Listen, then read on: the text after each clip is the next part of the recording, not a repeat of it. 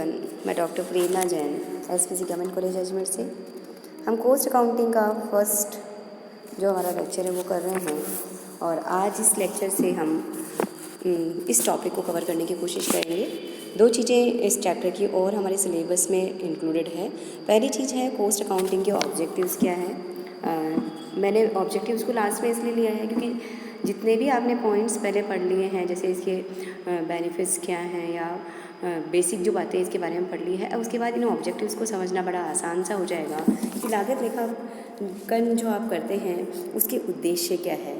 तो पहला उद्देश्य हम कह सकते हैं असर्टेनमेंट ऑफ कोस्ट, कि हम कोस्ट का असर्टेनमेंट यानी निर्धारण करना चाहते हैं। हम ये जानना चाहते हैं कि हमारे जो कारखाने में जो वस्तु निर्मित हुई है उसकी कुल लागत कितनी आएगी, उसकी पर यूनिट कॉस्ट कितनी आएगी, अगर आप जॉब के अकॉर्डिंग काम ख़त्म करते हैं तो उसकी कॉस्ट कितनी आएगी, और कॉस्ट के जो वेरियस फैक्टर्स हैं उनका ओवरऑल कंट्रीब्यूशन कितना है। तो ये सारी लागत अगर हम ज्ञात करना चाहते हैं और लागत ज्ञात करने का जो डिटेल है वो पूरा का पूरा स्टडी कर लेंगे तो उसके ओवरऑल कॉस्ट का हमें पता लग जाता है, राइट। तो लागत का निर्धारण या असर्टेनमेंट ऑफ कॉस्ट या कॉस्ट असर्टेनमेंट आप कह सकते हैं। दूसरा पॉइंट लिखा है कंट्रोल ऑफ कॉस्ट या कॉस्ट कंट्रोल।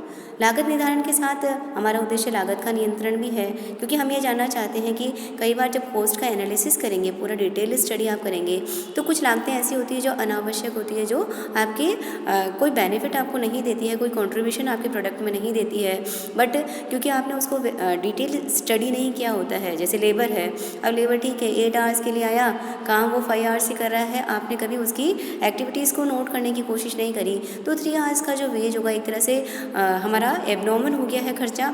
तो उस अगर लेबर की पूरे का पूरा अगर हम लेबर कंट्रोल के एस्पेक्ट को पढ़ेंगे, पूरा का पूरा डिटेल स्टडी करेंगे, तो हमें पता लग जाएगा कि कहाँ कहाँ हमारे कॉस्ट बढ़ाने वाले फैक्टर्स हैं। तो ऐसे के सारे फैक्टर्स को हम पता करके उन पे कंट्रोल कर सकते हैं।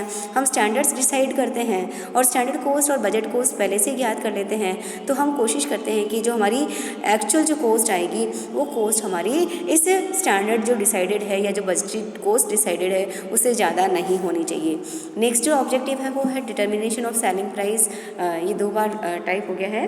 डिटर्मिनेशन ऑफ सेलिंग प्राइस, जब आपने कॉस्ट प्राइस डिसाइड कर ली है कि मेरी कॉस्ट इतनी आई है, पता लग गया हमें, और हमने कोशिश करी कि हमारी कॉस्ट जो है वो कंट्रोल रहे, तो ऐसे में अब आप अपना प्रॉफिट मार्जिन ऐड कर सकते हैं और प्रॉफिट मार्जिन ऐड करके पता लगा सकते हैं कि प्रोडक्ट को मार्केट में कितना पर बेचा जा सकता है। कई बार ऐसा होगा कि नए मार्केट्स आपको कैप्चर करने होंगे, तो नए मार्केट्स को कैप्चर करने के लिए हो सकता है आप प्रॉफिट मार्जिन अपना बहुत ज़्यादा नहीं रखें, लेकिन अगर क्योंकि आपने कॉस्ट का डिटेल स्टडी कर रखा है, कॉस्ट को कंट्रोल करने के सारे आपने टूल्स यूज़ करी हुई है, तो आपकी क्योंकि लागत आपकी हो सकता है प्रतिस्पर्धी से कम आ जाए, तो ऐसे में हम यहाँ पर अच्छा सेलिंग प्राइस से रिलेटेड हम डिसीजन ले सकते हैं कि हमें तो ऑप्शन मिलना चाहिए, हमें तो वो ऑर्डर मिलना चाहिए, हम थोड़ा कम पे भी बेचने के लिए तैयार हैं। तो कॉस्ट की पूरी डिटेल अगर हमारे पास है तो हम सेलिंग प्राइस डिसाइड करने में आराम से इस टूल को यूज़ कर सकते हैं।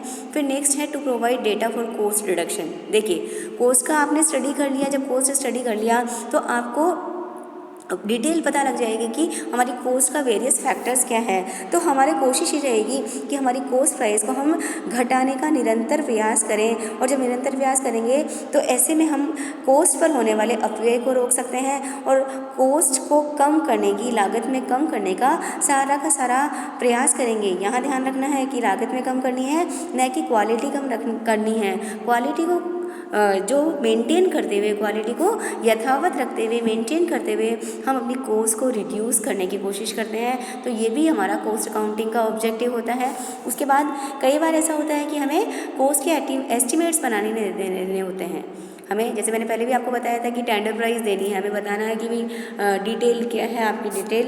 तो आपके खुद के मैनेजमेंट को भी अगर आपको प्रिपरेशन ऑफ कॉस्ट एस्टिमेट्स, आपको लागत का डिटेल बना के देनी है ताकि वो डिसीजन लेना चाहते हैं। बहुत सारे डिसीजन मेकिंग के ज़रूरत पड़ेगी हमें। कई बार हमें देखना पड़ेगा कि हम जो हमारी एक्टिविटी है उसमें एक्सटेंशन दें, या कुछ विभाग ऐसे हैं जो अच्छा प्रॉफिट नहीं दे रहे हैं तो उसे बंद कर दें, या कई बार ऐसा होगा कि बिजनेस ऑपरेशन की बहुत सारी एक्टिविटीज़ होती है, तो किसी किसी एक्टिविटी को हम हटाना चाहते हैं या उनमें से बेस्ट को चूज़ करना चाहते हैं, तो मैनेजमेंट आपसे कॉस्ट अकाउंटेंट होने के नाते कॉस्ट के एस्टिमेट्स मांगता है। तो कॉस्ट के एस्टिमेट्स देते समय भी आप कॉस्ट अकाउंटिंग की ये जो ऑब्जेक्टिव है, यही इसीलिए इसका ऑब्जेक्टिव हो जाता है कि हम एस्टिमेट्स आराम से बना सकते हैं और हम हमारी एफिशिएंसी का मेजरमेंट इसके अंदर कर सकते हैं, उसके स्टैंडर्ड्स हम यहाँ पर डिसाइड कर सकते हैं। और इसी तरह से एक और पॉइंट यहाँ पर लिखा है कि हम जब हमारी लागत होगी तो लागत का हमारे जो एक्चुअल में हम अर्न कितना करेंगे, रेवेन्यू कितना आएगा, उससे मैच भी करने के लिए हम कॉस्ट अकाउंटिंग टूल को यूज़ करते हैं। इसमें और पॉइंट आप ऐड कर सकते हैं, वो जैसे मैंने लिखा है कि प्रिपरेशन ऑफ कॉस्ट एस्टिमेट, इसके साथ आप कर सकते हैं हेल्पफुल इन डिसीजन मेकिंग। इसी पॉइंट को इस तरह से भी लिखा जा सकता है कि हमें निर्णय लेने में कॉस्ट अकाउंटिंग बहुत हेल्प करती है। और कई बार ऐसा होगा, जैसे मैं पहले भी कह चुकी हूँ कि कुछ इंडस्ट्रीज ऐसे हैं जिनके लिए केंद्र सरकार ने कंपलसरी कर लिया है कॉस्ट अकाउंटेंट्स मेंटेन करना, तो उनका तो ऑब्जेक्टिव है ही सही कि हमें तो इसको लागू करना ही पड़ेगा। तो ये कॉस्ट अकाउंटिंग के ऑब्जेक्टिव्स हैं। अब उसके बाद सिलेबस का एक पार्ट और है, आज हम लास्ट करेंगे इस चैप्टर को, तो कि आपको कॉस्ट अकाउंटिंग आप अपने यहाँ पर एस्टेब्लिश कैसे करेंगे, इंस्टॉल कैसे करेंगे, लागत लेखा विधि की स्थापना आपकी इंडस्ट्री में किस तरह से की जाएगी। तो लागत लेखा विधि की स्थापना करने के लिए ये कुछ पॉइंट्स हैं जिनको आपको पहले डिटेल में अपने पास डेटा स्टडी कर लेना पड़ेगा कि सबसे पहले हमें डिसाइड करना पड़ेगा कि हमारे ऑब्जेक्टिव्स क्या हैं, हम किसके लिए कॉस्ट अकाउंटिंग जो है वो इंस्टॉल कर रहे हैं। तो पहले हमें हमारे ऑब्जेक्टिव्स डिसाइड करने पड़ेंगे। हमारा जो प्रोडक्ट है उस प्रोडक्ट के विषय में पूरी की पूरी जानकारी आपको होना चाहिए। आपकी जो लागत है उसका इकाई क्या होगी, इकाई आगे जाके आप देखेंगे कि व्यक्तिगत लागत इकाई होती है, जो लागत इकाई है वो जैसे पर यूनिट भी हो सकती है या पर जैसे किलोमीटर की बात करें तो पर टन किलोमीटर भी हो सकता है, पर यात्री किलोमीटर हो सकता है, पर टन कोई चीज़ बनाएंगे तो आप हो सकता है। तो आपकी लागत की इकाई क्या होगी, वो सिंपल होगी या कंपोजिट होगी, वो आपको डिसाइड करनी पड़ेगी, राइट। तो ये आपको पूरा जब प्रोडक्ट का स्टडी करेंगे और ये डिटेल आप देंगे तो इसमें आपको अपने ऑर्गेनाइजेशन सेटअप को भी ध्यान से देखना पड़ेगा कि हमारे यहाँ पर हमारा लागत के केंद्र क्या होंगे। हमारे लागत के केंद्र इम्पर्सनल कॉस्ट सेंटर हो सकते हैं, जहाँ पर हम सिर्फ स्टाफ उपकरण या मदों के बारे में बात करेंगे, या व्यक्तिगत हो सकते हैं। हमारे व्यक्तिगत का मतलब होता है जैसे हमारा फोरमैन पे कंसंट्रेशन करना है, या मैं डिटेल आपको बता देती हूँ वर्बली कि विशेष रिप्रेजेंटेटिव को ध्यान में रखना है। तो पर्सनल हो सकते हैं या ऑपरेशनल हो सकते हैं या प्रोसेस से रिलेटेड हो सकते हैं। तो लागत केंद्रों का हमें निर्धारण करना पड़ेगा। इसके अलावा हमें देखना पड़ेगा कि हमारा प्रोडक्ट की जो डिमांड है वो डिमांड के अकॉर्डिंग पूरी डिटेल आपको स्टडी करनी पड़ेगी। आपको अपनी टेक्निकल विशेषताओं का अध्ययन करना पड़ेगा। लागत लेखा की विधि का चुनाव आपको करना पड़ेगा और लागत इकाई का निर्धारण मैं पहले ही आपको बता चुकी हूँ। तो ये सारी की सारी डिटेल स्टडी करने के बाद हम इंस्टॉल करेंगे और इंस्टॉल करते समय फिर हम देखेंगे कि उसका फॉलोअप भी हमें करना पड़ेगा।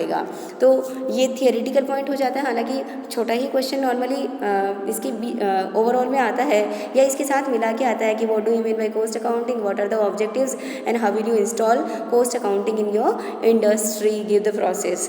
तो इस तरीके से आप कॉस्ट अकाउंटिंग का जो इंट्रोडक्टरी चैप्टर है, फर्स्ट चैप्टर है, फर्स्ट सेक्शन का करीब आधा पार्ट इस चैप्टर में कवर हो जाता है। तो ये हम यहाँ पर इसको करने की कोशिश करेंगे। प्रीवियस लेक्चर्स आप देखिए और उससे ओवरऑल इस चैप्टर में क्या क्या टॉपिक कवर हुए हैं उसको आप स्टडी करने की कोशिश कीजिए। Thank you.